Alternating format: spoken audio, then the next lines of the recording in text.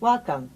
In this lecture, I'm going to kind of go through this example, which you can see, and I'll read it to you, and we'll kind of go through a little bit the setup and explaining, and how we would look at a solution to this.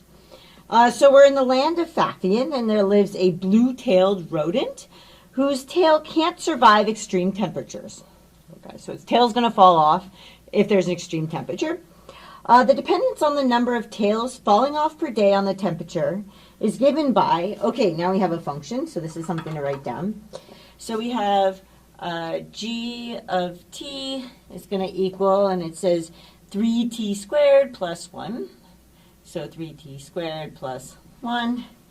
Let's put this in orange, our input. Okay, because that's what I was doing there. So this is, T is the temperature in Celsius, so this is the temperature in Celsius. So temperature in Celsius. And this is the number of tails falling off per day. Okay, so this is going to give me the tails per day. But we know that we mean off. Okay, so at temperature T, I'm going to lose that many tails per day. That's what first thing I get out of this. Okay, and then I have two questions here, and I'm actually going to write down the questions.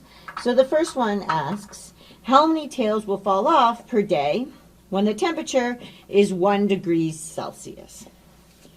Okay, so tails per day off when, and then I said the temperature is equal to 1 degrees Celsius. Okay, well, looking at that, I can already kind of identify. So 1 degree Celsius, so this is a T, okay?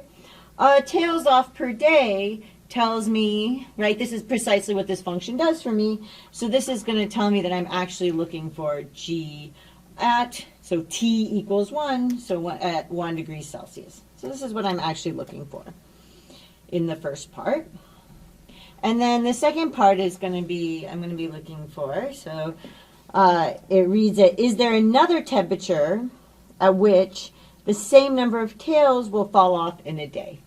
Okay, so another temperature.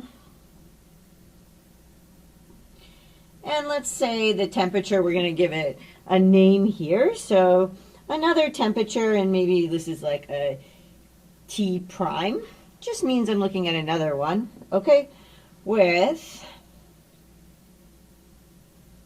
right, and so I want the same number of tails off. So with the same tails per day off. Okay, and this is an orange because this goes in the function. That's a T prime. Okay, so what does it mean that it's the same tails per day? Tails per day is obtained by G. I want it to be the same thing as G of 1. Okay, so I'm looking for G of this T prime is going to equal G of 1. Okay, so now I know kind of what I'm looking for. And I can go ahead and graph this. It's always a good idea. So I have my t-axis, and I have my y. I'll just go ahead and call it a y-axis, or not label it at all. Okay, so this is another axis. And then this is the graph, right? So I have the graph of this function, and this is going to be, so this is the graph of, and I have G of t equals, right, I have this from over here. I know I'm looking at this graph over here. Okay, so this graph here is G of t is going to equal 3t squared plus 1.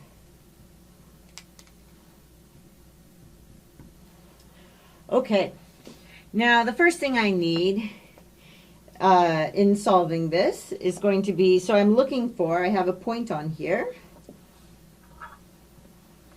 right? I'm looking for when t equals 1, right? I'm looking for this point. So this point here, which is going to be what I would get when I put 1 and then I put in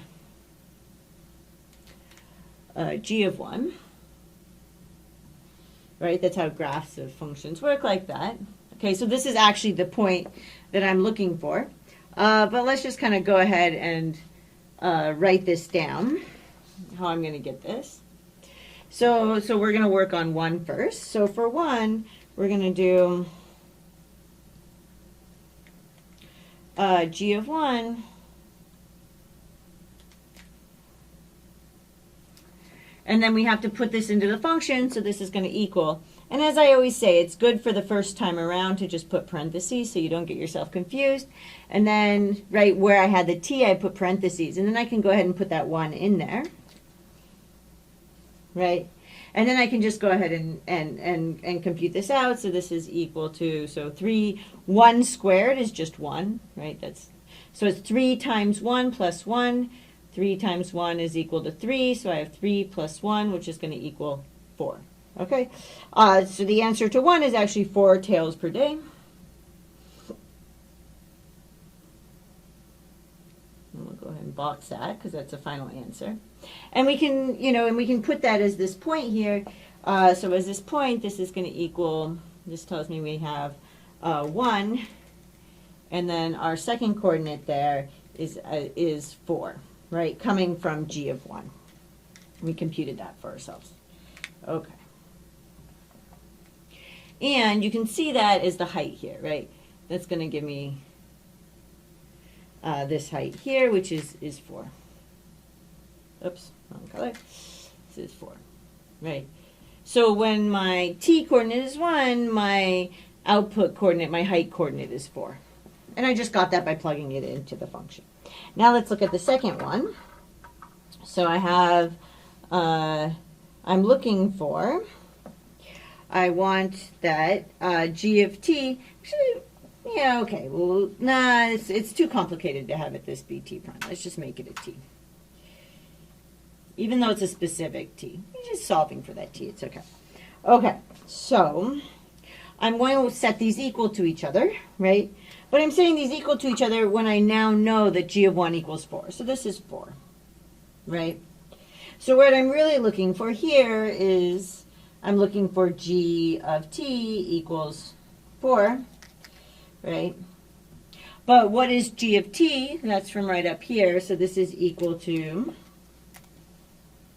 right? So this is like saying I have 3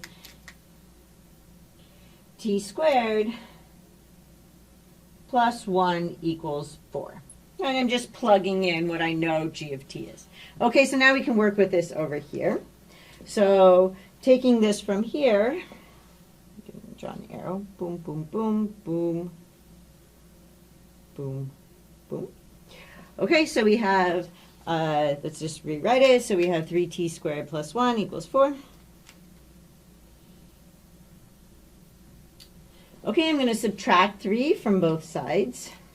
Sorry, subtract 1 from both sides and I get 3. Okay, so subtract 1 from both sides.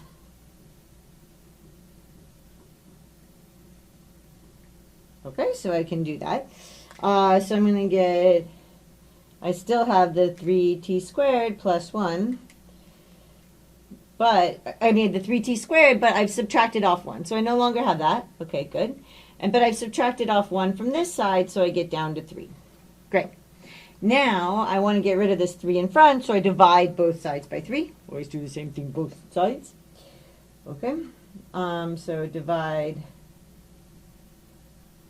by 3. And I'm going to get that t squared is going to equal, well, it's 3 divided by 3, that's just equal to 1. Now I'm left with t squared equals 1, but I know that that only happens when t equals plus or minus 1. Okay. So I know that t is going to equal plus or minus 1, but I've already looked at the 1 circumstance and I wanted another value. So the answer is going to be minus 1 degrees Celsius. Okay, so my answer is T equals -1 degrees Celsius. Again, why didn't I say that 1 was my answer? Because I'm looking for another temperature, and I've already looked at the temperature one. And the interpretation over here is I'm looking for something else at this same height, right? So I'm looking for this point here, okay? But we figured out that that point here is going to be -1, okay? So that at 1 and -1, I get the same value. And looking at this up here, this tells me, right, that I have this other point at this exact same height because it has the same output value of -1, g of -1, that I actually have, that this is going to equal just what I want it to equal, which is the same thing as here, so -1,4. Okay, so there were two parts of this problem. In the first one, we just wanted to know how many tails were going to fall off at the temperature of 1 degree Celsius, so we're just going to stick that into the function, and that corresponds to this point where I have 1 g of 1, right? And then sticking it in, that gives me that I have 1,4. And then now I'm looking for another temperature that's going to give me the same thing, which is 4. So I need that g of t is going to equal 4. But this is the formula for g of t, so that's setting 3t squared plus 1 equal to 4. And then I just need to do a little bit of arithmetic. I'm going to subtract 1 from both sides. I'm going to divide 3. Then this is isolated. How do you get 1 by squaring something? You have to be 1 or -1. Why did I say my answer is -1? Because I said I was looking for another temperature when I already know the temperature originally I was looking at was 1. Okay? And that gives me another point. The outputs have to be the same, which means that it's at the same height, right? Because the second coordinate tells me the output, and the second coordinate tells me the height. So output goes with height. Okay? So I hope that made some sense, and I will see you in the next lecture.